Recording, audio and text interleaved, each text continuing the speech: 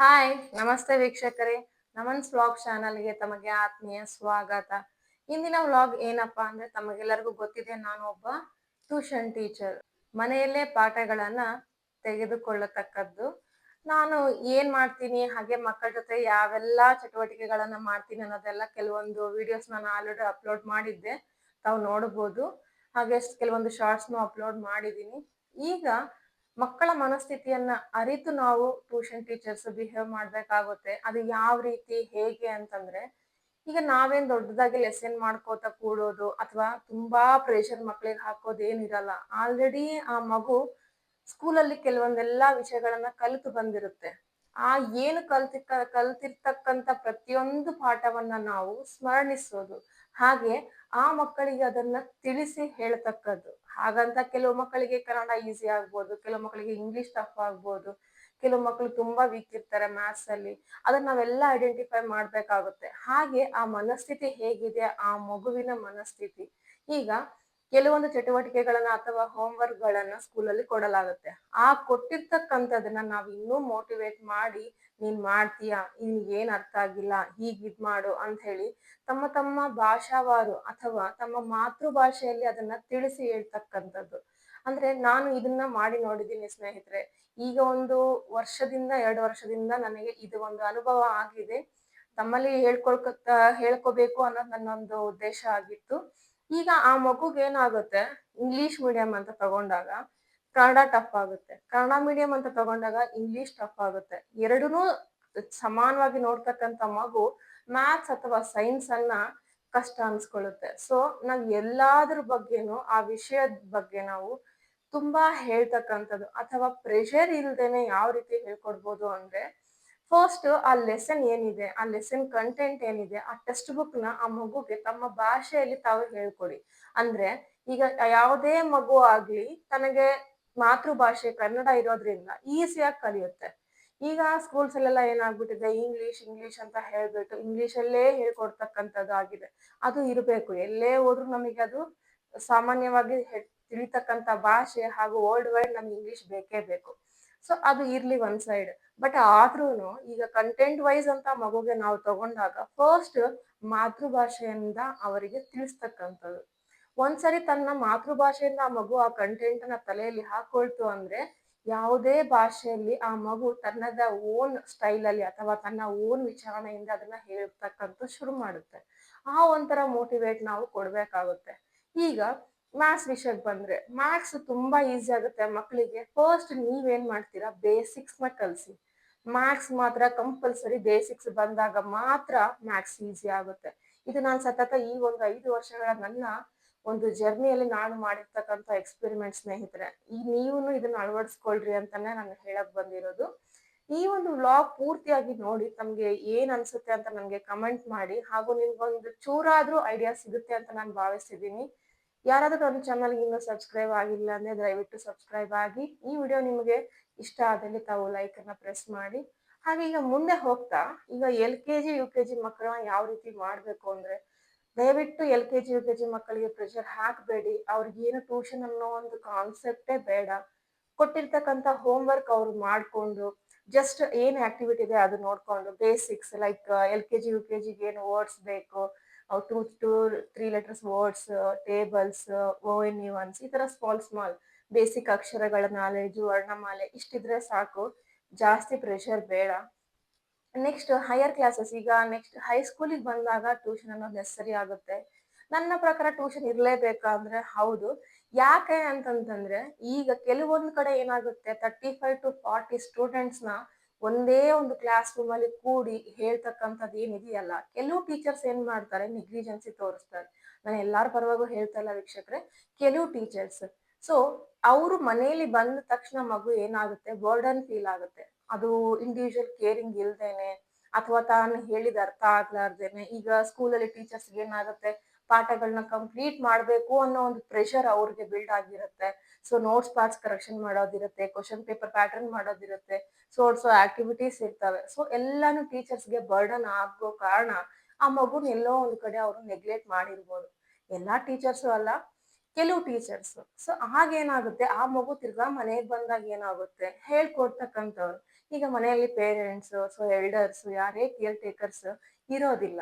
ಅವರು ಬ್ಯುಸಿ ಆಗಿರ್ತಾರೆ. ಅಂತ ಟೈಮಲ್ಲಿ ಈ ಟ್ಯೂಷನ್ ಅನ್ನೋ ಕಾನ್ಸೆಪ್ಟ್ ಭಾರಿ ವರ್ಕ್ ಆಗುತ್ತೆ. ಆಮೇಲೆ ಕೆಲವೊಂದು ಮಕ್ಳು ಆಬ್ಸೆಂಟ್ ಆದಾಗ ನಾವು ಲೆಸನ್ ಮಾಡಬಾರ್ದು, ನಾವು ಟ್ಯೂಷನ್ ಟೀಚರ್ಸ್ ನಮ್ಗೆ ಹಂಗೆ ಹಿಂಗೆ ನೋಡಿ ಆ ತರ ಏನು ಭಾವನೆ ಇಟ್ಕೋಬೇಡಿ. ನಿಮ್ಗೆ 1, 2, 3 ಸ್ಟೂಡೆಂಟ್ಸ್ ಇದ್ದಾರೆ. ಫಾರ್ ಎಕ್ಸಾಂಪಲ್ 5th ಸ್ಟ್ಯಾಂಡರ್ಡ್ ಇಂದ 4 ಹುಡುಗರಿದ್ದಾರೆ, 4 ಮಕ್ಕಳಿದ್ದಾರೆ. ಹೇಳಿ ಪಾಠನ. ನಾನು ಏನ್ ಮಾಡ್ತೀನಿ, 4 ಮೆಂಬರ್ ಸ್ಟೂಡೆಂಟ್ಸ್ ಇದ್ದಾರೆ ಸೋ ಅಂಡ್ ಸೋ ಅಂದ್ರೆ ಟೆಕ್ಸ್ಟ್ ಬುಕ್ ಸೇಮ್ ಇತ್ತಪ್ಪ, ಕಂಟೆಂಟ್ ಅಥವಾ ಚಾಪ್ಟರ್ ಸೇಮ್ ಇತ್ತು ಅಂದ್ರೆ ನಾನು ಆ ತಿರ್ಗಾ ಲೆಸನ್ ಮಾಡ್ತೀನಿ. ಆ ಮಕ್ಕಳಿಗೆ ನನ್ನ ಜೊತೆ ಏನಾಗುತ್ತೆ ಕನ್ವರ್ಸೇಷನ್ ಸ್ಟಾರ್ಟ್ ಆಗುತ್ತೆ. ಒಬ್ರಿಗೊಬ್ರು ಡಿಸ್ಕಷನ್ ಮಾಡ್ತಾ ಹೋಗ್ತೀವಿ. ಆ ಓದ್ದಾಗ ಏನಾಗುತ್ತೆ ಪ್ರತಿಯೊಂದು ಆ ಮಗು ಕಂಟೆಂಟ್ ತಲೆಯಲ್ಲಿ ಹೋಗುತ್ತೆ. ಆಗ ನೀನ್ ಈಸಿಯಾಗಿ ಅದಕ್ಕೆ ಎಕ್ಸರ್ಸೈಸ್ ಪಾರ್ಟ್ ಆದ್ರೂ ಟೆಸ್ಟ್ ಇಡಿ ಅಥವಾ ಇನ್ ಲೆಸನ್ ಆದ್ರೂ ಕೇಳಿ ಎಕ್ಸ್ಪರ್ಟ್ ಆಗಿ ಈ ಒಂದು ವಿತಿನ್ ಒಂದು 1 ಅವರ್ ಅಲ್ಲಿ ಅವ್ರು ರಿವೈಸ್ ಮಾಡಿ ಅದನ್ನ ನನಗೆ ಕೊಟ್ಬಿಡ್ತಾರೆ. ರಿವೈಸ್ ಎಷ್ಟೇ ನಾವು ಇದು ಮಾಡ್ಕೊಂಡ್ರು ರಿವೈಸ್ ಅನ್ನೋ ಕಾನ್ಸೆಪ್ಟ್ ಇರಬೇಕು. ಅವ್ರು ರಿವಿಷನ್ ಮಾಡಿದ ತಕ್ಷಣ ಟೆಸ್ಟ್ ಬರೆಯಕ್ ರೆಡಿ ಆಗುತ್ತೆ ಆ ಮಗು. ಇದು ನನ್ನ ಟ್ಯೂಷನ್ ಅಲ್ಲಿ ನಾನು ಏರ್ಪಡಿಸ್ತಕ್ಕಂಥದ್ದು. ಬರೇ ಎಕ್ಸರ್ಸೈಸ್ ಪಾರ್ಟೇ ನೋಡ್ಬಾರ್ದು. ಆ ಮಕ್ಕಳಿಗೆ ಟೆಕ್ಸ್ಟ್ ಬುಕ್ ನಾಲೆಜ್ ಬರ್ಲೇಬೇಕು. ಟೆಕ್ಸ್ಟ್ ಬುಕ್ ನಾಲೆಜ್ ಇದ್ರೆ ಮಾತ್ರ ಆ ಮಗು ನೆಕ್ಸ್ಟ್ ಏನೇ ಕ್ವಶನ್ಸ್ ಕೇಳಿದ್ರು ಹೇಳಕ್ ಸಿದ್ಧ ಆಗುತ್ತೆ ವೀಕ್ಷಕರೇ. ಹಾಗೆ ಈ ಸೋಷಲ್ ಅನ್ನೋದು ಒಂದು ಸಬ್ಜೆಕ್ಟ್. ಈ ಕೆಲವೊಂದು ಕಂಟೆಂಟ್ಸ್ ಬರ್ತದೆ, ರಾಜರುಗಳದೆಲ್ಲ ಇರುತ್ತೆ. ಸೊ ಈಗ ಸಂವಿಧಾನದ ಬಗ್ಗೆ ಇರುತ್ತೆ, ಪೊಲಿಟಿಕಲ್ ಸೈನ್ಸ್ ಇರುತ್ತೆ. ಈ ತರ ಎಲ್ಲದನ್ನು ಕಾನ್ಸೆಪ್ಟ್ ನ ಆ ಮಗು ತಲೆಯಲ್ಲಿ ಇಟ್ಕೋಬೇಕು ಅಂತಂದ್ರೆ ಸ್ವಲ್ಪ ಸ್ವಲ್ಪ ಕೊಡಿ. ಈಗ ಏನಾಗುತ್ತೆ ಇಲ್ಲಿ ಒಂದು ಕಾನ್ಸೆಪ್ಟ್ ನಾವು ನೆನ್ಪಿಟ್ಕೋಬೇಕು. ಸ್ಕೂಲ್ ಟೀಚರ್ಸ್ಗೆ ಮತ್ತೆ ಟ್ಯೂಷನ್ ಟೀಚರ್ಸ್ಗೆ ಇರ್ತಕ್ಕಂಥದ್ದು ಒಂದೇ ವ್ಯತ್ಯಾಸ. ಅವರು ಒಂದು ಚಾಪ್ಟರ್ ಅಥವಾ ಒಂದು ಹೇಳಿ ಹೋಗ್ಬಿಡ್ತಾರೆ. ನಮಗೆ ಹಂಗಲ್ಲ. ಏನಾಗುತ್ತೆ ಒಬ್ರು ಮ್ಯಾಥ್ಸ್ ತಗೊಂಡಿರ್ತಾರೆ, ಒಬ್ರು ಸೋಷಿಯಲ್ ತಗೊಂಡಿರ್ತಾರೆ, ಒಬ್ರು ಸೈನ್ಸ್ ತಗೊಂಡಿರ್ತಾರೆ, ಒಬ್ರು ಕನ್ನಡ ಓದ್ತಾ ಇರ್ತಾರೆ. ಎಲ್ಲಾದನ್ನು ಹೇಳ್ಬೇಕು, ಎಲ್ಲಾದನ್ನು ಹೇಳ್ಕೊಡ್ಬೇಕು ಅಂತಂದ್ರೆ ಮಕ್ಳು ಜಾಸ್ತಿ ಇದ್ರೆ ಬಹಳ ಬರ್ಡನ್ ಆಗುತ್ತೆ. ಮಕ್ಳು ಕಡಿಮೆ ಇದ್ದಾಗ ಏನು ಅನ್ಸೋದಿಲ್ಲ. ಹೆಂಗ್ ವೇರಿಯೇಷನ್ ಆಗುತ್ತೆ ಅಂದ್ರೆ ವೀಕ್ಷಕರೇ, ಈಗ ಮಕ್ಳು ಕಡಿಮೆ ಇದ್ದಾರೆ ಅನ್ಕೊಳ್ಳಿ. ಮಕ್ಳು ಕಡಿಮೆ ಇದ್ದಾಗ ನಿಮಗೆ ಏನಾಗುತ್ತೆ, ಏನು ಪ್ರಾಬ್ಲಮ್ ಅನ್ಸಲ್ಲ, ಈಸಿಯಾಗಿ ಹೇಳ್ಕೊಡ್ಬೋದು. ಬಟ್ ಮಕ್ಳು ಜಾಸ್ತಿ ಆಗಿದ್ದಾಗ ನೀವೇನ್ ಮಾಡ್ರಿ, ಕ್ಲಾಸ್ ವೈಸ್ ವೇರಿಯೇಷನ್ಸ್ ನ ಇಟ್ಟುಬಿಟ್ಟು ಬ್ಯಾಚಸ್ ತಗೊಳ್ಳಿ. ಅಂದ್ರೆ ಒಂದು ಮಗುಗೆ 1.5 ಅವರ್ ತರಾನೇ ನೀವು ಶಿಫ್ಟ್ ಆಗ್ತಾ ಹೋಗ್ರಿ ಆ ಕ್ಲಾಸ್ ವೈಸ್ ಆ ಮಕ್ಕಳನ್ನ. ಸೊ ನಿಮಗೆ ಈಗ 4:30ಗೆ ಸ್ಕೂಲ್ ಬಿಟ್ರೆ 4:30 ಸ್ಕೂಲ್ ಬಿಟ್ರು ಅರೌಂಡ್ ಮಗು ಎಲ್ಲ ಫ್ರೆಶ್ ಅಪ್ ಆಗಿ ಸ್ನಾಕ್ಸ್ ಎಲ್ಲ ತಿನ್ಕೊಂಡು ಬಂದಾಗ 5:30 ನೀವು ಬ್ಯಾಚ್ ಸ್ಟಾರ್ಟ್ ಮಾಡಿ. 5:30 ಬ್ಯಾಚ್ ಒಂದು ಸ್ಟಾರ್ಟ್ ಮಾಡಿದಾಗ 6:30 ಒಂದು ಬ್ಯಾಚ್ ನೀವು ಸ್ಟಾರ್ಟ್ ಮಾಡಿದಾಗ ನೋಡ್ಕೊಳ್ಳಿ ವಿತಿನ್ 2.5 ಅವರ್ಸ್ ಒಳಗಡೆ ಮುಗಿಸ್ಕೊಂಡ್ಬಿಡಿ. 2ರಿಂದ 3 ಬ್ಯಾಚಸ್ ನೀವು ಕಂಡಕ್ಟ್ ಮಾಡ್ಬೋದು. ಇಲ್ಲ 8:30 ಒಳಗಡೆ ಮುಗಿಸ್ಬೇಕು ಅನ್ಕೊಂಡಾಗ ನೀವು 2 ಬ್ಯಾಚಸ್ ಮಾಡಕ್ಕಾಗುತ್ತೆ. ಸೊ ಇಂಡಿವಿಜುವಲ್ ಕೇರ್ ನ ನೀವು ಪ್ರತಿಯೊಂದು ಮಗುಗೂ ನೀವು ಕೊಡಿ. ಟ್ಯೂಷನ್ ಕ್ಲಾಸ್ ಅಲ್ಲಿ ಇದು ಮೇನ್ ಇಂಪಾರ್ಟೆಂಟ್. ಆಮೇಲೆ ಆ ಟೀಚರ್ಗೆ ಪೇಷನ್ಸ್ ಅನ್ನೋದು ತುಂಬಾ ಇಂಪಾರ್ಟೆಂಟ್. ಪ್ರತಿಯೊಬ್ರು ಒಂದೊಂದು ಸಬ್ಜೆಕ್ಟ್ ನ ಡೀಲ್ ಮಾಡ್ತಾ ಇರ್ಬೇಕಾದ್ರೆ ನೀವು ನಾನು ಒಂದೇ ಮೈಂಡ್ ಸೆಟ್ ಇಂದ ಒಂದೇ ಸಬ್ಜೆಕ್ಟ್ ಹೇಳ್ಕೊಡ್ತೀನಿ ಅಂದ್ರೆ ಆಗೋದಿಲ್ಲ. ಇವತ್ತು ಎಲ್ರೂ ಮ್ಯಾಥ್ಸ್ ತಗೊಳ್ರಿ ಅಂತಾನು ಹೇಳಕ್ಕಾಗಲ್ಲ. ಕೆಲವು ಸ್ಕೂಲ್ಸ್ ಬಂದಿರ್ತದೆ, ಕೆಲವ್ರಿಗೆ ವೀಕೆಂಡ್ ಟೆಸ್ಟ್ ಇರುತ್ತೆ, ಕೆಲವ್ರಿಗೆ ಪೀರಿಯಡಿಕ್ ಟೆಸ್ಟ್ ಅಂತ ಬರ್ತಾರೆ, ಇನ್ನ ಕೆಲವರು ನಾಳೆ ನೋಟ್ಸ್ ಚೆಕ್ ಮಾಡ್ತಾರೆ ಮ್ಯಾಮ್, ಹಂಗೆ ಅಸೈನ್ಮೆಂಟ್ಸ್ ಇದೆ ಅಂತಾರೆ. ಸೊ ಅದೆಲ್ಲದನ್ನು ಮ್ಯಾನೇಜ್ಮೆಂಟ್ ಮಾಡಬೇಕು ಅಂದ್ರೆ you should have a patience. ನಿಮ್ಗೆ ತುಂಬಾ ಪೇಷನ್ಸ್ ಇರ್ಬೇಕಾಗುತ್ತೆ. ಪ್ರತಿಯೊಂದು ಮಗುನು ಇಂಡಿವಿಜುವಲ್ ಆಗಿ ನೋಡಿ. ತದನಂತರ ನೀವು ಎಲ್ಲಾ ಮಕ್ಕಳನ್ನ ಒಟ್ಟಿಗೆ ಸೇರಿಸ್ಕೊಂಡು ಈ ಸ್ಯಾಟರ್ಡೆ ಸಂಡೇ ಆಕ್ಟಿವಿಟಿ ಮೂಲಕ ಹೇಳ್ಕೊಡಕ್ ಸ್ಟಾರ್ಟ್ ಮಾಡಿ. ಸ್ಯಾಟರ್ಡೆ ಸಂಡೇ ಮಾತ್ರ ಬೇರೆ ಏನೂ ಸಬ್ಜೆಕ್ಟ್ಸ್ ತಗೊಳ್ಳಾದೆ ಎಲ್ಲಾನು ಬೇಸಿಕ್ ಸ್ಟಾರ್ಟ್ ಮಾಡಿ. ಇನ್ ಕೇಸ್ ಆ ಮಗು ಬೇಸಿಕ್ ಎಲ್ಲಾನು ಚೆನ್ನಾಗಿದೆ, ಫಾರ್ ಎಕ್ಸಾಂಪಲ್ ಚೆನ್ನಾಗಿ ಓದ್ತಿದ್ದಾರೆ, ಎಲ್ಲ ರ್ಯಾಂಕ್ ಸ್ಟೂಡೆಂಟ್ ಇದ್ರೆ ಅವ್ರಿಗೆ ನೆಕ್ಸ್ಟ್ ಬೇರೆ ಬೇರೆ ಕಾನ್ಸೆಪ್ಟ್ ಬಗ್ಗೆ ಹೇಳ್ಕೊಡಿ. ಆ ಒಂದು ಪರ್ಟಿಕ್ಯುಲರ್ ಕಂಟೆಂಟ್ ಬಗ್ಗೆ ಅಥವಾ ಕಾನ್ಸೆಪ್ಟ್ ಬಗ್ಗೆ ಬೇರೆಲ್ಲಾ ಕ್ವಶನ್ಸ್ ಯಾವ ತರ ಬರ್ಬೋದು, ಓನಾಗಿ ಟೆಸ್ಟ್ ಇಡೋದು ಅಥವಾ ಟಾಪಿಕ್ ಕೊಟ್ಟು ಬೈತಕ್ಕಂಥದ್ದು, ಅವಳಿಗೆ ಏನಾದ್ರು ಮಾತಾಡಕ್ ಇಷ್ಟ ಆಗ್ತಾ ಇಲ್ಲ, ಹೆಸಿಟೇಷನ್ ಮಾಡ್ಕೊಂತಾ ಇದ್ದಾಳೆ, ಅದ್ರ ಬಗ್ಗೆ ಕೊಡಿ. ಆ ತರ ಆ ಮಕ್ಕಳನ್ನ ಆ ತರ ಇಂಪ್ರೂವ್ ಮಾಡಿ. ಇನ್ನು ಡಲ್ ಇದ್ದ ಮಕ್ಕಳಿಗೆ ದಯವಿಟ್ಟು ಸ್ಯಾಟರ್ಡೆ ಸಂಡೇ ಬೇಸಿಕ್ಸ್ ತಗೊಂಡ್ಬಿಡಿ. ಆಗ ಇಮಿಡಿಯೇಟ್ ಒಂದು ವಾರದಿಂದ ಇನ್ನೊಂದು ವಾರಕ್ಕೆ ಆ ಮಗುಗೆ ಕಾನ್ಫಿಡೆಂಟ್ ಲೆವೆಲ್ ಜಾಸ್ತಿ ಆಗುತ್ತೆ. ಎಲ್ಲಾ ಕಂಟೆಂಟ್ನು ತಲೆಯಲ್ಲಿ ಇಟ್ಕೊಳ್ಳೋಷ್ಟು ಕೆಪಾಸಿಟಿನೂ ಬರುತ್ತೆ. ಆಮೇಲೆ ಸಂಡೇ ಅಟ್ಲೀಸ್ಟ್ ಆ ಮಕ್ಕಳ ಜೊತೆ ಆಟ ಆಡಿ, ಬೆರೀರಿ, ಚಟುವಟಿಕೆಗಳನ್ನ ಮಾಡಿಸಿ ಆ ಮಕ್ಕಳ ಜೊತೆ. ನೀವು ನೋಡಿರ್ತೀವಿ ನಾವು ಪ್ರೀವಿಯಸ್ ವಿಡಿಯೋಸ್ ಅಲ್ಲೆಲ್ಲ ನಾನು ಪ್ರತಿ ಸ್ಯಾಟರ್ಡೆ ಸಂಡೇ ಮಾಡಿಸ್ತಕ್ಕಂಥದ್ದು ಇದೇನೆ ಟ್ಯೂಷನ್ ಅಲ್ಲಿ. ಇನ್ನೊಂದ್ ಏನಾಗುತ್ತೆ, ಮಗುನ ಫಸ್ಟ್ ನೀವು ಫ್ರೀ ಆಗಿ ನೋಡಿ. ಅಂದ್ರೆ ಈಗ ಸ್ಕೂಲಲ್ಲಿ ಏನಾಗುತ್ತೆ ಸ್ಟ್ರಿಕ್ಟ್ ಅದು ಇದು ಅಂತ, ಈವನ್ ದೋ ಸ್ಟ್ರಿಕ್ಟ್ ಆಗಿರ್ಬೇಕು, ಡಿಸಿಪ್ಲಿನ್ ಇರ್ಲೇಬೇಕು ಮಕ್ಕಳ ಹತ್ರ ನಾವು ಟೀಚರ್ಸ್ ಆಗಿ. But being a tuition teacher ನಾವು ಸ್ಟ್ರಿಕ್ಟ್ ಆಗಿ ಪೂರ್ತಿಯಾಗಿ ಕಟ್ಟುನಿಟ್ಟಾಗಿ ಇದ್ಬಿಟ್ರೆ ಏನಾಗುತ್ತೆ, ಅಲ್ಲೂ ಇಲ್ಲೂ ಸೇಮ್ ಅನ್ಸ್ಕೊಂಡ್ಬಿಡುತ್ತೆ. ನಾವು ಮಕ್ಕಳನ್ನ ಅಟ್ರಾಕ್ಟ್ ಮಾಡೋಕ್ ಆಗೋದೇ ಇಲ್ಲ.